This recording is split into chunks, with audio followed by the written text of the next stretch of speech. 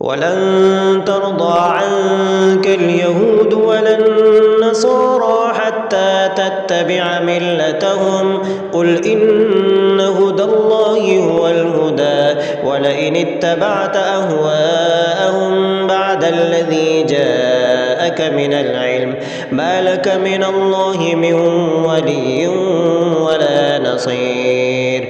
الذين آتيناهم الكتاب يتلونه حق تلاوته أولئك يؤمنون به ومن يكفر به فأولئك هم الخاسرون. يا بني إسرائيل اذكروا نعمتي التي أنعمت عليكم وأني فضلتكم على العالمين واتقوا يوما لا تجزي نفس عن نفس شيئا ولا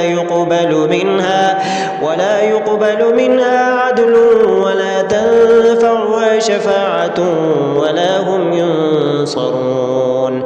وإذ ابتلى إبراهيم ربه بكلمات فأتمهن قال إني جاعلك للناس إماما قال ومن ذريتي قال لا ينال عهد الظالمين. وإذ جعلنا البيت مثابة للناس وأمنا واتخذوا من مقام إبراهيم مصلى وعهدنا إلى إبراهيم وإسماعيل أن طهر بيتي للطائفين والعاكفين والركع السجود. وإذ قال إبراهيم رب اجعل هذا بلدا آمنا وارزق أهله